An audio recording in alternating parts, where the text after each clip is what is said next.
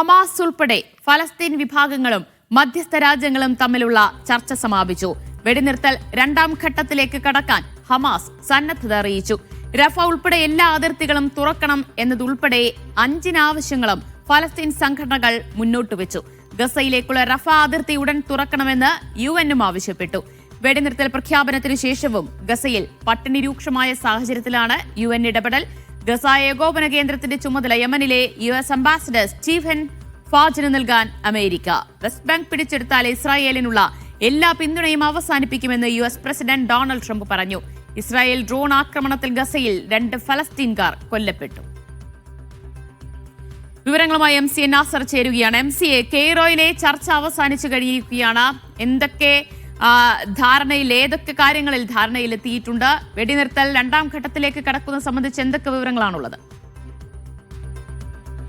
ദിവ്യ, പിന്നിട്ട് ഏതാനും ദിവസങ്ങളായി ഖലീൽ അൽ ഹയ്യയുടെ നേതൃത്വത്തിലുള്ള ഹമാസ് പ്രതിനിധി സംഘം അതോടൊപ്പം തന്നെ മറ്റ് പലസ്തീൻ വിഭാഗങ്ങളുടെ പ്രതിനിധികളുമായിട്ടാണ് ഇപ്പോൾ മധ്യസ്ഥ രാജ്യങ്ങളായിട്ടുള്ള തുർക്കി, ഈജിപ്ത്, ഖത്തർ എന്നിവ വിശദമായിട്ടുള്ള ചർച്ച നടത്തിയത്. ആ ചർച്ച പ്രകാരം രണ്ടാം ഘട്ടത്തിലേക്ക് വെടിനിർത്തൽ മുന്നോട്ട് പോകാൻ തങ്ങൾക്ക് തത്വത്തിൽ അംഗീകരിച്ചതായിട്ട് ഹമാസും അറിയിച്ചിട്ടുണ്ട്. പക്ഷേ ആദ്യഘട്ട വെടിനിർത്തൽ പോലും പൂർണ്ണമായിട്ടും ആ കരാർ വ്യവസ്ഥകൾ പാലിക്കാൻ ഇസ്രായേൽ തയ്യാറാകാത്തൊരു സാഹചര്യമുണ്ട്. ഇതിലുള്ള തങ്ങളുടെ ആശങ്ക ഹമാസും അതോടൊപ്പം തന്നെ പലസ്തീൻ സംഘടനകളും ഉന്നയിച്ചു.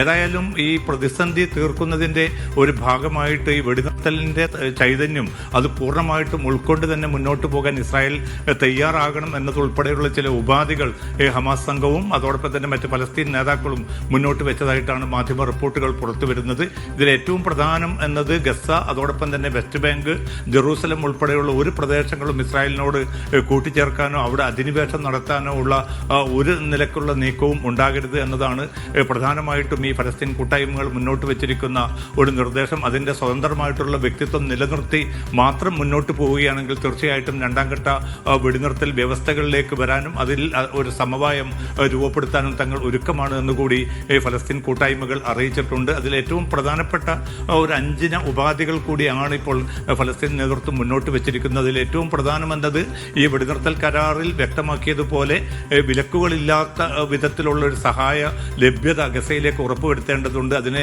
റഫ ഉൾപ്പെടെയുള്ള എല്ലാ അതിർത്തികളും അടിയന്തരമായി തുറക്കുകയും പലസ്തീൻ ജനത നേരിടുന്ന ജീവൽ പ്രതിസന്ധിക്ക് പരിഹാരം കാണാനുള്ള ശക്തമായുള്ള പ്രയോഗവൽക്കരണ നടപടികൾ വേണമെന്നുകൂടി ഈ കൂട്ടായ്മകൾ നിർദ്ദേശിച്ചിട്ടുണ്ട്. അതോടൊപ്പം തന്നെ സ്വതന്ത്ര ഫലസ്തീൻ ടെക്നോക്രാറ്റുകളുടെ ഒരു ബദൽ ഭരണ സംവിധാനം വരുന്നതിനോട് ഈ ഫലസ്തീൻ കൂട്ടായ്മകൾ, ഹമാസ് ഉൾപ്പെടെയുള്ള കൂട്ടായ്മകൾ യോജിപ്പ് പ്രകടിപ്പിച്ചതായിട്ടുള്ള റിപ്പോർട്ടുകൾ കൂടി പുറത്തു വരുന്നുണ്ട്. പുനർനിർമ്മാണവുമായി ബന്ധപ്പെട്ട് ഒരു അന്താരാഷ്ട്ര സമിതിക്ക് രൂപം നൽകണം. ആ സമിതിയോടെയായിരിക്കണം ഇതിനുള്ള ഫണ്ട് സമാഹരണവും മറ്റു അനുബന്ധ നടപടികളും മുന്നോട്ട് കൊണ്ടുപോകേണ്ടത് എന്നുകൂടി വ്യക്തമാക്കുന്നു.